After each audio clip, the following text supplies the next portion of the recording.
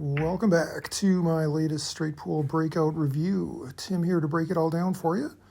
Smash the like right away and sub to the channel if you have not already. You want to definitely be a part of this community where we're taking our games to a whole nother level, and then what am I talking about? We've already taken our games to another level, as you know, but we're trying to go even to the next level. So let's see, this is a long straight-in shot. Nice. Yep, so I'm just going to try to run this out and set it up and keep the run going as long as possible. Straight pool, also known as continuous, also known as 14.1. And some of these shots I'm making, it's almost surprising every time I make them, because it's like I'm making shots on the regular that I used to not so much. It would take a lot of concentration, and then when I would make it, I would celebrate and throw myself a personal party. For some reason, I'm missing short little shots that are close to the corner when I'm shooting the left side of the object ball. I'm overcutting it, so I'm trying to correct that. But there's always something that you need to correct along the way, but we'll get there. But the long shots I'm seeming to do a little bit better. It's so nice having a more level table where I can hit that shot and not have it just float down table on me. I can actually keep it up there and put it where I want. But yeah, so like this one, I'm getting used to being able to make this shot here. I'm just going to use draw and go into the stack and break them up. Okay, good.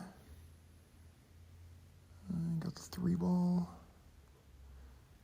Here I'm thinking if I just draw it into the 15-ball and then kind of knock that out of the way and let it just sit there for the 7. I think it actually just goes in between those two balls, which I guess isn't the end of the world. I just don't want to draw it too hard there and have it go all the way down the table.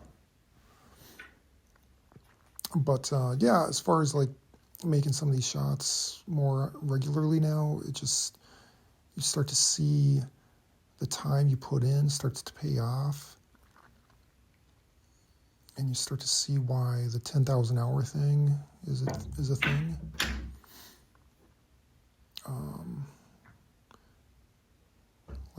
Like the book Outliers. If you haven't read Outliers, it's really interesting.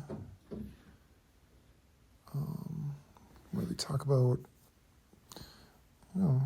half a dozen or so examples of people or groups that rose to the top through hard work, being in the right place at the right time, and talent, but also just the sheer amount of time put into something.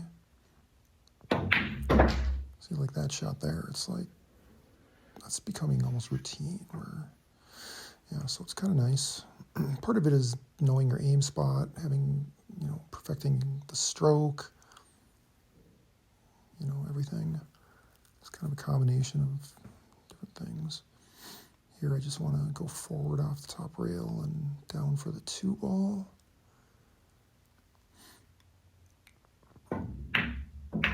But yeah, to master something, they say 10,000 hours, and then I think 20,000 hours to become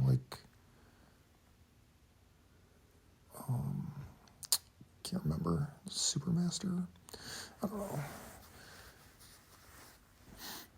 But yeah, I have no idea how many hours I'm at right now. But it also has to be, I think it's called deliberate practice, where you have to be motivated. You have to be really going hard, have this inner hunger and motivation. And what kind of did that for me is filming myself, uploading the videos even before I hit any subscribers at all. And I was doing it for a long time just because I was like, well, maybe when I'm an old man, I'll be able to just watch cool runs of myself just making balls, and I'll have it for my own personal thing. But it's totally awesome that people are watching this. Kind of mind blowing to think about that people would be interested in watching my progression and listening to my bull crap that I talk.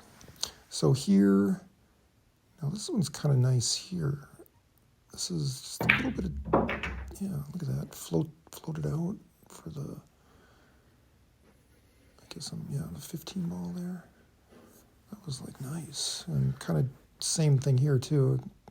I got to avoid the scratch, so I just want to kind of use middle ball. I got to use the right speed. Avoid the scratch, just come off the side. Plus it's not exactly the easiest shot ever. I mean, it should be if I'm a 10,000 hour expert or whatever, but just pointing out that it's just cool looking when you start seeing these balls go in, and cue ball like magically just going where you want it to, like you have it on a string. So look at that. Good speed. Perfect. Oh my gosh.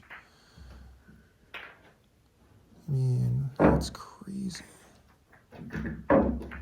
So that's nice to see.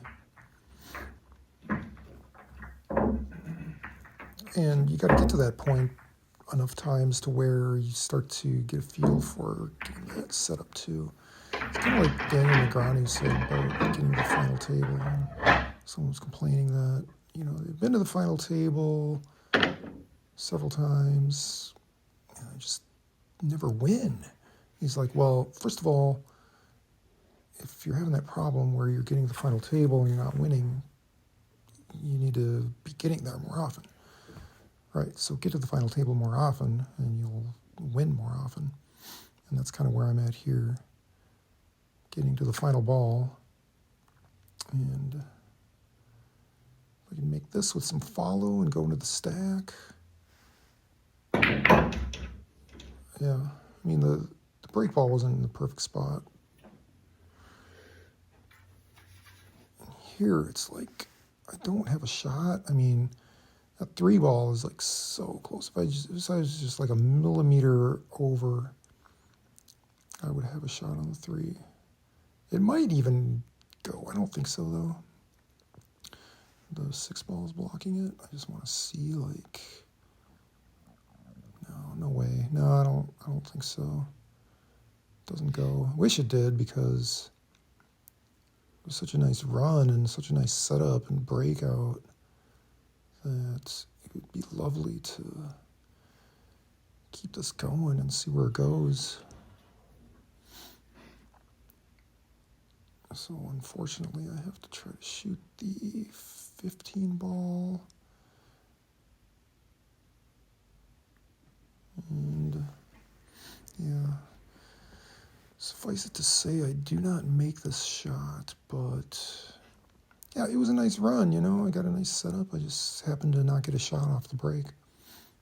And I've had that happen a couple times. I think, the one I posted yesterday, same type of thing. I actually did go into the stack, just not great. Yeah, that wasn't even close. So, but anyway, we're making progress.